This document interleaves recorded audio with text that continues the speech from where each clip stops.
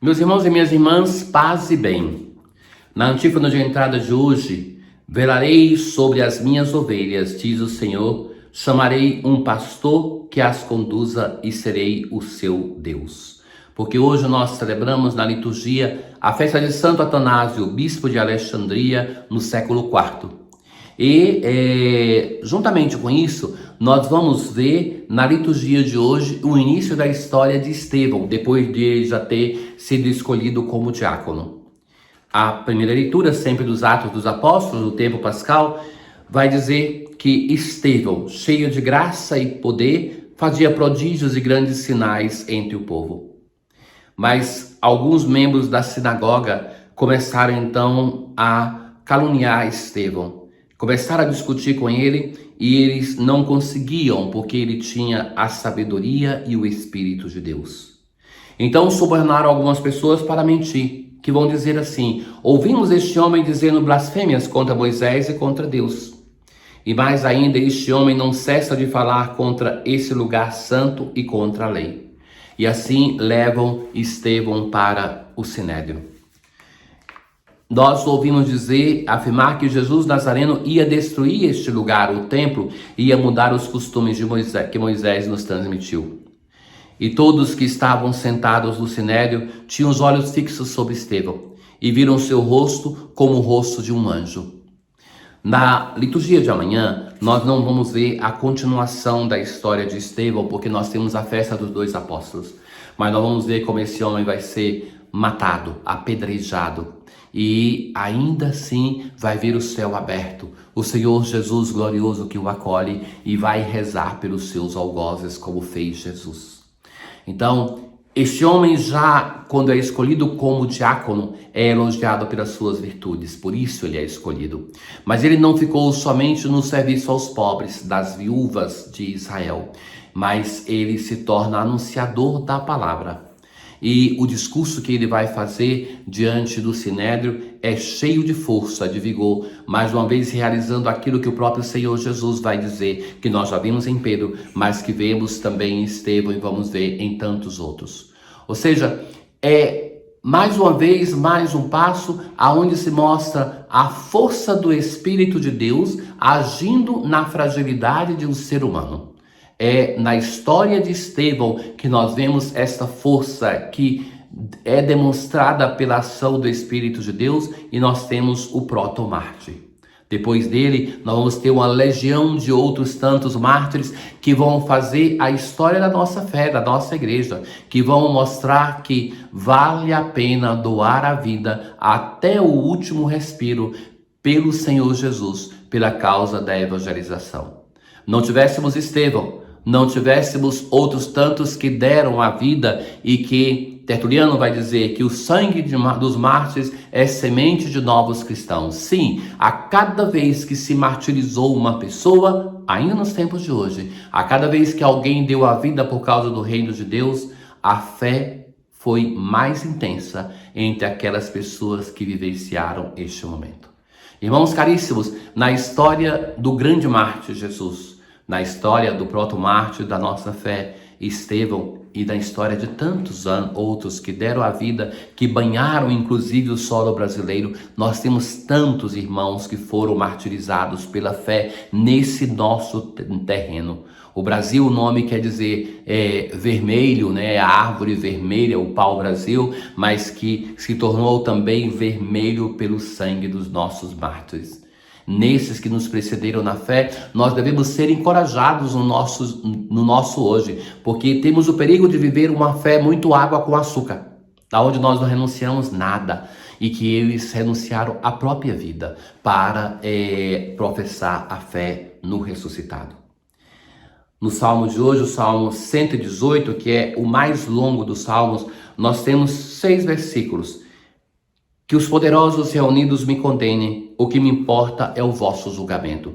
Ou seja, ainda que os poderosos dessa terra se voltem contra mim, mas é o julgamento do Senhor que importa. Eu vos narrei a minha sorte e me atendestes. Ensinai-me, ó Senhor, vossa vontade. Afastai-me do caminho da mentira, dai-me a vossa lei como um presente. É a alegria de quem encontra a palavra de Deus, quem encontra a lei de Deus, que a medita e a coloca em prática. Nós retomamos a leitura do capítulo 6 do Evangelho de São João. Essa leitura ela vai estar conosco até o final dessa semana. E depois que Jesus faz os 2 milagres, aquele do pão e aquele de caminhar sobre as águas, Jesus vai para a sinagoga de Cafarnaum. Cafarnaum, junto com Caná, são as 2 cidades da Galileia, aonde Jesus desenvolve o seu ministério no 4º evangelho. E ali então Jesus vai fazer um longo discurso que nos vai acompanhar durante todo o capítulo. Eu tive o privilégio de ir nessa sinagoga, que é considerado o edifício de culto mais antigo do povo de Israel, que pertence à igreja. Foram os dominicanos que, escavando ali, encontraram essa sinagoga. Depois que Jesus saciara os 5.000 homens e seus discípulos o viram andando sobre as águas, no dia seguinte, e a multidão começa a procurá-lo. Então, quando a multidão viu que Jesus não estava ali na barca, nem os seus discípulos subiram às barcas e foram à procura de Jesus, em Cafarnaum. Quando o encontraram no outro lado do mar, perguntaram: Rabi, mestre, quando chegastes aqui? E é interessante o modo de responder de Jesus. Jesus não se encanta com essa multidão que o está procurando. Tantas vezes nós, pregadores, buscamos multidão, buscamos ser acolhido. Isso é uma ilusão. Jesus sabe disso. Nós vamos ver o que vai acontecer com essa multidão no final do capítulo. Jesus vai dizer: em verdade, eu vos digo, estáis me procurando não porque vistes sinais, mas porque comestes pão e ficastes satisfeitos. Ora, Jesus vai dizer assim: é o interesse material da comida, da material deste mundo, é isso que move vocês. Não é porque vocês fizeram uma experiência de encontro com Deus, não é porque vocês viram um sinal e agora querem uma conversão. Caríssimos, aqui está a fragilidade do nosso caminho de fé muitas vezes. Muitas vezes nós nos aproximamos de Deus somente para que Ele resolva os nossos problemas. Então, esse povo se vê seduzido pela facilidade de comer pão sem pagar, de comer pão em abundância, e então começa a procurar Jesus. Jesus não se encanta e dá já um banho de água fria. Esforçai-vos não pelo alimento que se perde, mas pelo alimento que permanece até a vida eterna, e que o Filho do Homem vos dará. Que Ele próprio, o Jesus que se apresenta, gosta desse nome, Filho do Homem. Então esforçai-vos por esse alimento. Basta, meus caros, de gastarmos a nossa vida na busca de coisas perecíveis. Basta. Busquemos o alimento que não perece, pois este é quem o Pai marcou com o seu selo. Então, olha bem essa pergunta que fazem para Jesus. O que devemos fazer para realizar as obras de Deus? Na tradição de Israel existe essa fixação do fazer, fazer, fazer. Nisso tem um problema, que é quando o fazer fica no centro, nós nos consideramos pessoas que, porque fazemos tanto, nós temos direito a um salário.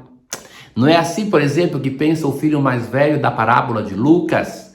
Eu sempre te servi, sempre estive aqui, e o Senhor nunca me deu um cabrito para comer com meus amigos.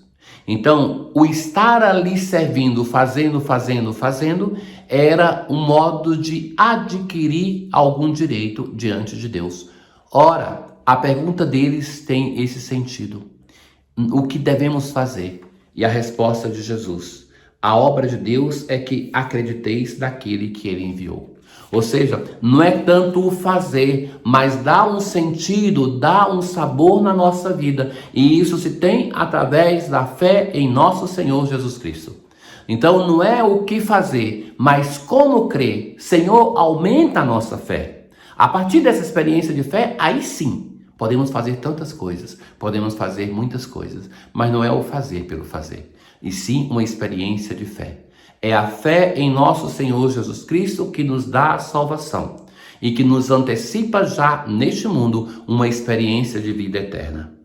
Ora, a oração de hoje nós assim dizemos: Deus eterno e todo-poderoso que nos deste Santo Atanásio, um exímio defensor da divindade do vosso Filho. De fato, esse santo se dedicou a combater as heresias contra a divindade. Concedei-nos por sua doutrina e proteção crescer continuamente no conhecimento, no vosso conhecimento e no vosso amor. Tenham todos um bom dia. O Senhor esteja convosco, Ele está no meio de nós. Abençoe-vos Deus Todo-Poderoso, o Pai, o Filho e o Espírito Santo. Paz.